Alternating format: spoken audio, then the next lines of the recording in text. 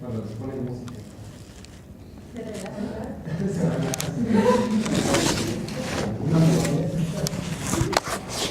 No, lo que empieza es... Cuando decimos que doblas un instrumento significa que dos personas tocan exactamente lo mismo. No, por ejemplo, es que la primera sección de violines, las dividas en otras secciones. Vas a doblar las secciones, ¿no? O sea, lograr tener una sección vas a tener dos. Ajá, dentro de una sección vas a tener 4 secciones, ¿no? Es como hacer. Sí, son los DPC, exacto. De hecho, generalmente tocan cosas diferentes los que están en diferentes cada lado de la trilla. A ver, ¿cómo te Luego tocan cosas diferentes los que están en cada lado de la trilla. En cada lado de la tril, ¿no? Bueno, dependiendo de la otra, pero clásicamente tocaban los primeros violines, había una línea nada más para ellos. Pero a partir de Wagner empieza a doblar cada una de las secciones en otras secciones más, ¿no? Empieza a crear células dentro de las mismas secciones. Sí. Sí, más o menos. Más o menos, porque A ver. yo por doblar entendía lo otro. Y pues es que el otro sería duplicar, ¿no? Sí, más bien el otro es duplicar. Ajá, Sí. sí, yo pensaba. Ajá. Y doblar, eso ya es todo. A lo mejor es una cuestión terminológica, así Ajá. a lo mejor es un problema que así me puso el libro en el que investigué esto, a lo mejor sí está mal dicho, claro. Más bien sería separar la misma sección en otras células, ¿no?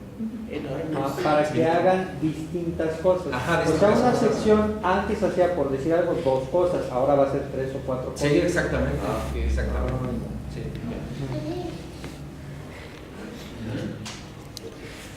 No sé si se acuerdan, en la obertura empieza con un La mayor y ese La mayor continuamente se está transformando. Esa es la melodía infinita, siempre se está transformando en otros timbres, ¿no? Sí, exacto. Pero no sé si eso es como muy como progresiva la cosa. Sí, Y sí, hay no. una nota siempre que te va viendo. Sí, no existe, no sientes como la pesadez de la monotonía, justamente el timbre es el que ayuda a eso, ¿no? ¿Qué va pasando? Es el La mayor por diferentes secciones y lo va desarrollando con diferentes empastes, ¿no? Y con diferentes masas sonoras también. Sí.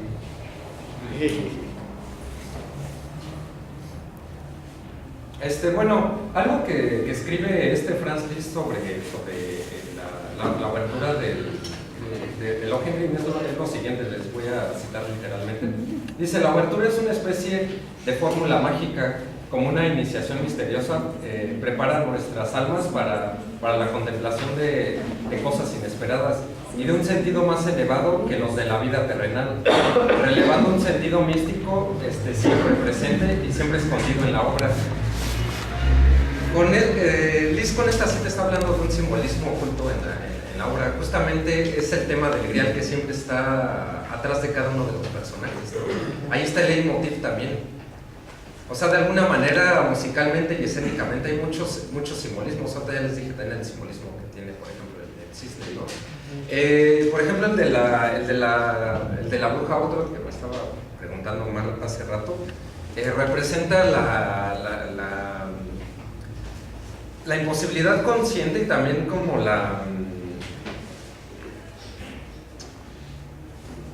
como la no confianza que tiene bueno, en este caso Elsa sobre Lohengrin. Le cuesta trabajo entregarse ante algo que sabe que es puro y que ha defendido su vida. Le cuesta trabajo entregarse, a pesar de que sabe todo eso, entregarse totalmente. Siempre hay una parte racional que le está exigiendo más cosas, ¿no? sobre Por la eso cuestión está de la identidad. pregunta de dónde. Sí, y la bruja otro representa ese lado oscuro que tiene Elsa, ¿no? No sé si se acuerdan, esto nos puede llevar al Asno de Oro. Es un poema de, ¿cómo se llama este escritor latino? Sí es de Ovidio, ¿verdad?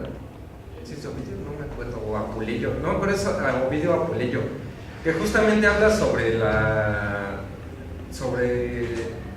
historia del amor y sobre Eros y Psique, habla sobre la historia de Eros y Psique, donde donde esta sí que no cree realmente en el amor y tiene que estarle... no cree en el amor porque su razón siempre le está pidiendo como más referencias sobre ese personaje. ¿Se han leído el asno de oro? El mito de Eros y Psique. Es muy similar al de Locke Henry. Se los dejo para que lo lean, para que tengan más entendimiento. Eros y Psique, y se llama El asno de oro. ¿Psique? Sí, creo que es de Apuleyo. Eros y Psique, pero la obra se llama El asno de oro. Siqueiros. ¿Es ese Ita? ¿No se escribe Psique? Psique como psicología, de allí viene. Ah, Sí, es el alma que no cree en el amor, ¿no? Sí. ¿Que no era naturaleza? ¿Qué? Ah, no. No es la fisis. Ah, sí. La fisis es la naturaleza.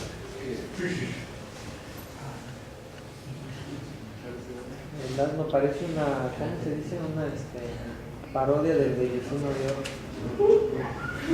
Ah, sí, pareciera algo similar. Es lo mismo que pasa con este Orfeo y esta Eurídice.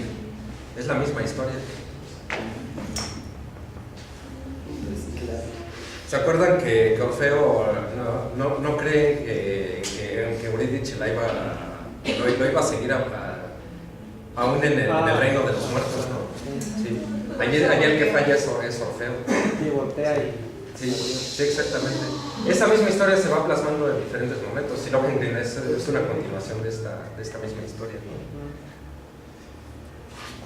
Bueno, vamos a empezar a hablar sobre la cuestión del drama musical. ¿Sobre qué rayos quiere decir esto del drama musical? Bueno, en 1850 Wagner empieza a escribir uno de sus tratados teóricos más importantes, que es justamente este libro que se llama Ópera y Drama. Y aquí está fundamentado toda su teoría musical sobre el drama musical. Sí, justamente en este libro, se llama Ópera y Drama.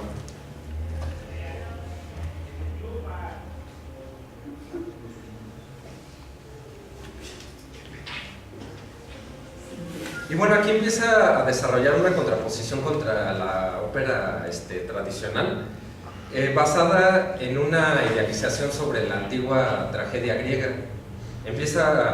Quiere desarrollar una nueva visión sobre lo que los griegos habían desarrollado a través de la tragedia, ¿no? Él considera que la tragedia griega era un modelo de una sociedad ideal. ¿Conocen o han leído alguna vez el nacimiento de la tragedia de Nietzsche? No. Justamente Nietzsche va a escribir este libro, El nacimiento de la tragedia, basado en las óperas de Wagner, donde se va a ver influenciado por Wagner. Y Nietzsche habla sobre una idealización de cómo se puede construir una nueva sociedad a través de la tragedia griega antigua. Él hace una crítica sobre todo a dos tradiciones. Generalmente la nueva ilustración se había desarrollado por un nuevo modelo de lo que había dejado la filosofía socrática, y bueno, que se fue construyendo con Platón y Aristóteles, que apelaban totalmente al racionalismo, ¿no? La ilustración es el clímax de todo ese racionalismo. Y bueno, Nietzsche empieza a criticar todo eso, que un punto de la ilustración era que manifestaba que a través de la razón podíamos llegar a una idealización del hombre, a una construcción del hombre, que es lo que nos manejan siempre los políticos. Suena algo similar, ¿no? A la unificación a través de leyes y pura estupidez de esa, ¿no? Y bueno, todas las leyes realmente son producto de la racionalidad, de una racionalidad instrumental. Eso lo van a criticar después Horkheimer y Adorno, terminándose la Primera Guerra Mundial, que se llama la dialéctica de la ilustración, donde develan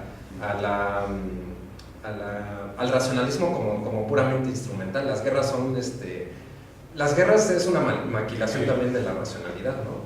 O sea, una guerra no la hace cualquier tonto. Necesitas, para hacer un tanque, para hacer un avión, necesitas gente muy capaz para desarrollar estos instrumentos, ¿no? Y bueno, este Nietzsche va a criticar en el nacimiento de la tragedia justamente a la razón porque él ya prevé que vaya a ser nada más una instrumentalización del mismo perecer del ser humano, ¿no? Y bueno, empieza a criticar que esto viene desde estos grandes tontos que él menciona, que es Sócrates, Platón y Aristóteles, o sea, los tacha de que echaron a perder totalmente la cultura occidental, ¿no? Que realmente la sociedad se ha olvidado de un punto muy importante que era la tragedia griega, que justamente allí estaba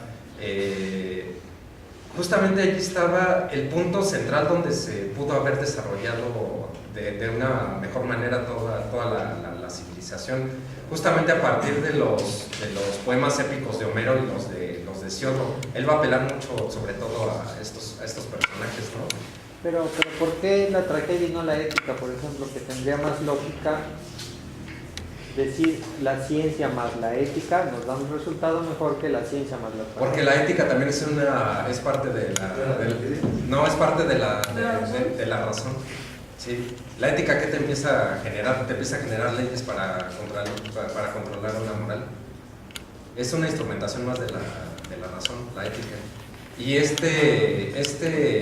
Nietzsche, junto con los presocráticos, creen que esa ética, que no la llaman de esa manera, se puede transformar a través del mito griego. El mito griego, recordemos que se representa a partir de la tragedia griega, pero el mito es como el paradigma de la nueva idealización que va a tener la sociedad en la que creen estos compositores como Wagner o estos filósofos como Schopenhauer y Nietzsche, ¿no? Por otro lado, había otra vertiente que era la que venía de Kant y Hegel, que ellos siguen opinando la cuestión racional, ¿no? Y por otro lado estaba el de los pesimistas que se fuera con Schopenhauer, Nietzsche y posteriormente con Marx. Sí, le llaman la filosofía de los pesimistas a ellos. ¿Sí han leído El origen de la tragedia alguna vez? Digo, se llama El nacimiento de la tragedia. El origen de la tragedia está mal dicho. No lo han leído. No, pero Sí sabían de su existencia, ¿no? Pero ¿y en sí qué dice? ¿Que a partir de la tragedia aprendamos a vivir mejor o qué? No, lo que está criticando es la racionalidad. Ajá. Y que en contraposición de la racionalidad tiene que estar el mito, pero el mito conlleva otras cosas, conlleva toda una cuestión artística, ¿no? Empieza a anteponer la razón instrumental con la estética y con el arte, o sea, las pone a discutir a las dos, ¿no? Y hace una crítica sobre todo de Sócrates, de Aristóteles y de Platón, y defiende toda la poesía épica de Hesíodo y Homero y toda la cuestión mítica, ¿no? Antigua. Bueno, necesitaría leerlo, pero no me convence su idea. Dejar la razón y los principios de sentido común y las leyes naturales por los mitos de Homero. Pero es que necesitas saber sobre mitología. Es que mira, para que entiendas el nacimiento de la tragedia no es así, ni en la primera que leas la vas a entender. Ajá. Tienes que saber muchas cosas también sobre el simbolismo que tiene cada uno de los mitos. Tienes que sacar un buen sobre la sociedad griega para que entiendas este libro. Acuérdense que Nietzsche era un filólogo antes de ser filósofo. Hablaba muy bien el griego y el latín, y aparte sabía muy bien sobre la construcción del lenguaje, de las lenguas romances, de cómo se fueron construyendo a partir del griego y del latín, ¿no? ¿Algo más a comentar? Sí, Solo de pedacito. los pesimistas, ¿quién era el otro? Schopenhauer. Nietzsche y Marx. Sí, Marx. ¿Qué pasó? Bueno, yo tengo entendido que los mitos griegos, ¿qué? Yo creo porque te pregunto qué pasó. Yo creo que los mitos griegos también, digamos, no solamente tomaban la parte de la sensibilidad, Mira, te va a ayudar con lo que estás preguntando. A ver si continúa. sino que también buscaban explicar de cierta forma racional o entendible las cosas que se sentían o que pasaban. Tengo entendido que era así. Ajá. Entonces, no sería también como, bueno, obviamente no, el libro ni siquiera sabía que existía. Entonces, te pregunto a ti, ¿no es medio contradictorio eso? Porque el mito, aunque se basa en la sensibilidad y todo eso, pues también utiliza la razón, pero en otro aspecto. O sea, Nietzsche no está peleado con la razón. Lo que está, con lo que está peleado es que... La forma en la que se adoptó el... Sí, está peleado con la forma en la que se ha exaltado tanto a la razón, ¿no? Y que se ha hecho a un lado justamente la subjetividad del ser humano, ¿no? Y la subjetividad del ser humano se logra a partir del arte, es lo que dicen. Y por eso está apelando tanto al arte, porque es una parte que explora y explota muy bien la subjetividad del hombre, ¿no? Y en el mito griego también va incursionado y va filtrado allí la cuestión ética, aunque no lo llaman de esa manera, ¿no? Porque justamente tú al ver la tragedia que pasan los héroes o que pasan los dioses, ¿sabes lo que te podría pasar a ti si te haces algo similar también, ¿no? Sí, como O sea, de alguna manera te moralejas. Sí, son moralejas. Sí. Pero el problema, sí, estoy de acuerdo, el problema es que al ser moralejas que nos enseñan lo que la razón nos enseña, pues llegamos al mismo punto. Hay algún momento en donde la razón nos dice esto es lo mejor, lo más correcto. Sí, el problema es que no tienes que exaltar a la razón como tal. Y porque justamente un error que comete la ilustración según estos filósofos, es que ahora ya no se cree en Dios, ahora se cree en la razón y Dios la misma fregadera es lo que dicen ellos, ¿no? Sí. Además... Perdón, nada más, Iván. O sea, como por eso no dicen, igual así leyendo de esta cuestión, de que desde Descartes, ¿no? Que el pienso luego existe, solo nos vino a dar como que toda la torre accidente, porque igual como que se mutila ese lado, ¿no? Sí, claro. Y con eso también se empieza como, ya lo he dicho antes, pero también como ese lado con sublime o espiritual, así, y ya solo como a través del arte se puede como entender, ¿no? Y no es que mutiles también la razón, pero como que se salta tal grado y a fin de cuentas nos lleva a las guerras, ¿no? Sí, exacto, exacto. Eso es lo que van a criticar. Y al nihilismo también, ¿no? Así de decir, bueno, pues si la ética también se construye, bueno, pero ¿para qué, no? Si ya existe la espiritualidad o así como lo sublime, pues ¿para qué te sirve la ética? Sí. ¿Qué te impide a ti, por ejemplo, hacerlo de Auschwitz, ¿no? O lo que hicieron con los judíos, ¿no? O sea, porque racionalmente, digamos, lo podrías justificar, ¿no? O cualquier otra acción de ese tipo, ¿no? Pero, digamos, ya moral o espiritual, humanamente, pues, no es ni siquiera concebible, ¿no? Pero la misma razón te puede llevar a esos puntos brutales. Sí, muy bien, Iván. Sí, te queda un poco más claro. Creo que lo que dijo es muy... Es como... eso que dice lo que dice Iván, que... bueno, parte de la racionalidad es quitarnos como cierta esencia de ser humano, porque el ser humano básicamente es o sea, sensibilidad, se basa en eso. Incluso o sea, la razón surge de esta sensibilidad.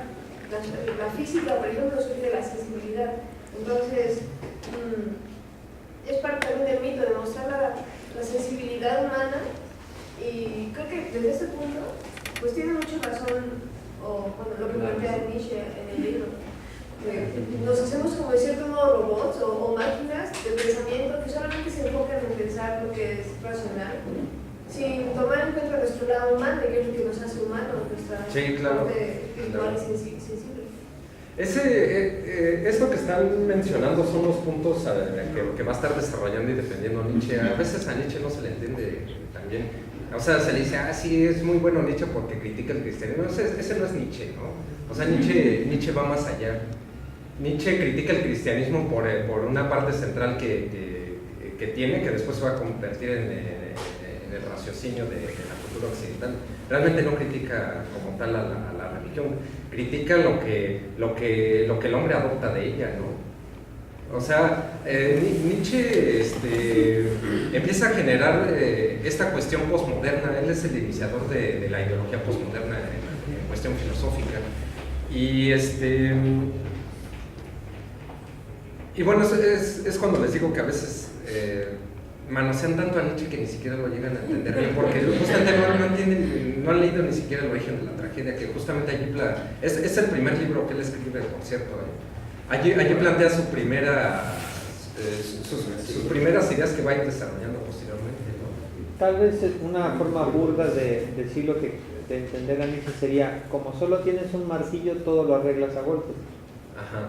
El ser humano piensa que solo con la razón resuelve todo, pero hay más allá de la razón. Sí, sí, sí, claro, claro.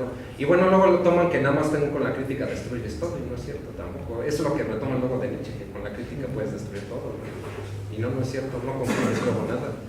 Tampoco. O sea, ¿de qué caso tiene que destruyas algo si tú no vas a proponer nada? No vas a Sí. Y es cuando les digo, o sea, muchas veces no comprenden bien a Nietzsche también. Por aquí levantó alguien la mano. ¿Qué pasó, verdad? Que en el libro El origen de la tragedia, no lo he leído, pero sí he como encontrado citas. Ajá. Y recuerdo que, o sea, Nietzsche hablaba acerca de la música, era como la crítica a los socráticos, pero a la sistematicidad que le dieron a la música. Y pues a Platón, que hablaba sobre la ética, como la música como para llegar a ser ético, igual a Aristóteles, que fue el que hizo la sistematicidad de la música. Pero por ejemplo él decía que era como retornar a los presocráticos al aspecto de la unicidad, Sí, como a la sí, trascendencia, ¿no? Y a esta conexión con el universo. Sí, porque, Sí, porque a partir de a partir de Sócrates también se le da otra dirección a la misma música, ¿no? Donde justamente empiezan a construir el etos de la música, ¿no? Y antes de Sócrates no pensaban en esa cuestión, lo veían más como una sublevación del ser, ¿no? La música era parte de esa sublevación del ser en una cultura griega antigua, ¿no? Bueno, otro aspecto de los que habla Nietzsche en el origen de la tragedia es sobre lo que es la figura apolínea y la dionisíaca. Primero empieza a desarrollar toda esta crítica, ¿no? sobre la razón y que la contraposición de la razón va a ser el mito griego fundamentado en el arte como tal. Y bueno, empieza a desarrollar dos personajes que va a sacar de la mitología griega.